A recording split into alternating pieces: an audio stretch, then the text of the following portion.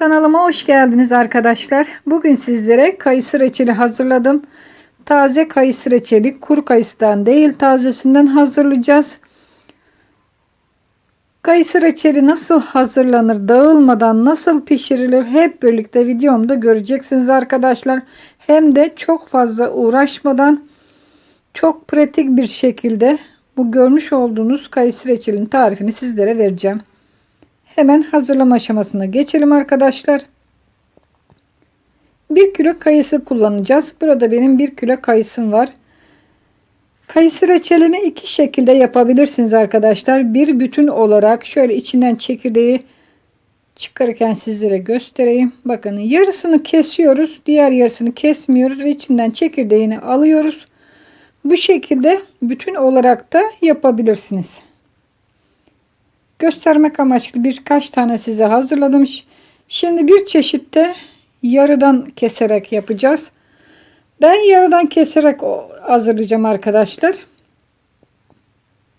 Dağılmaması için kayısı reçelinin genelde taze olan kayısılardan reçel dağılır. Çok kişi de bunun püf noktasını bilmez. Bazısı karbonat ile hazırlar ama ne gerek var karbonata, ben de onu anlamış değilim arkadaşlar. Bu şekilde kayısıların çekirdeklerini çıkarıyoruz. Ortadan keserek. Kayısılarımız biraz sert olmasına dikkat edelim. Yumuşak olmamasına özen gösterelim. Burada çekirdekleri var.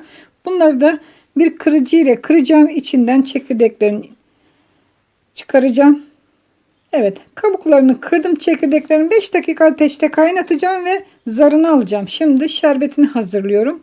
Şerbet için 5 su bardağı toz şeker. 1 kilo kayısıya arkadaşlar 3 su bardağı da su ilave ediyoruz. Her zaman suyu az kullanıyoruz ki çabuk koyulması için. 5 dakika kaynattığımız çekirdeklerin bakın bu şekilde zarlarını alıyorum. Bunları çocuk kırdı, birazını parçalamış, onları ayırdım. Sağlam olanları temizledim.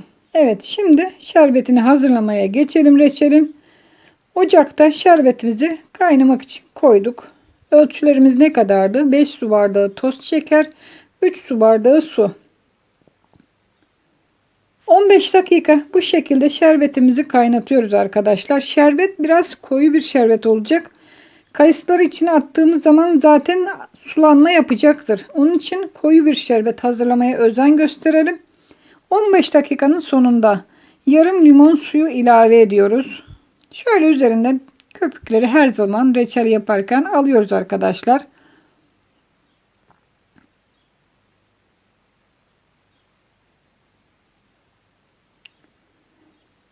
Evet. Bakın koyu bir kıvam olmaya başladı şerbetimiz. Bazı ufak püf noktalar sayesinde hiçbir şekilde dağılmayan bir kayısı reçeli yapacağız arkadaşlar. Şimdi içine kayısıları bırakabiliriz. Bu aşamadan sonra yapmamız gereken tek şey beklemek arkadaşlar. Neden?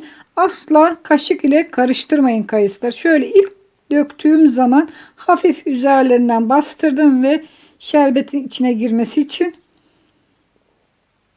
Bir daha asla karıştırmıyoruz arkadaşlar. Bakın karıştırırsanız parçalanır ve dağılır. Bu şekilde toplamda yarım saat kaynatacağız. Bakın kaynaması hızlandığı zaman ocağı kısık bir şekilde açıyoruz. Çekirdekleri de içine attım.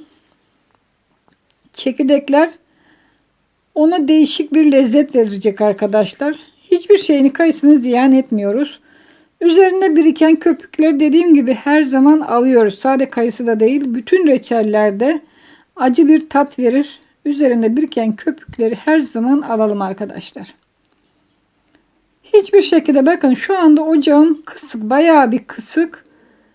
Hızlı açarsanız kayısılarınız parçalanır. Kısık ateşte yarım saat kaynatıyoruz. Kaynadıkça üzerinde biraz birikecek köpükler ve arada bir alıyorum. Bakın şimdi de ne yapacağım? Şerbetin koyuluğunu, kıvamını kontrol edeyim. Şu anda biraz koyu ama daha da kaynaması gerek.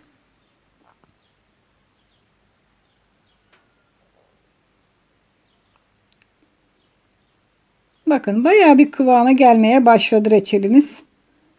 Kısık ateşte yarım saat arkadaşlar, bunu unutmayın. Evet, koyu kıvama geldiği zaman bir tatlı kaşığı tereyağı ya da margarin, hangisini varsa evinizde onu kullanın. Bu da reçelimize güzel bir parlaklık verecektir. Bakın reçelimiz şu anda pişti. Hiçbir şekilde kaşık ile karıştırmadık arkadaşlar. Bu bir püf noktasıdır. Şimdi servis tabağına size koyacağım.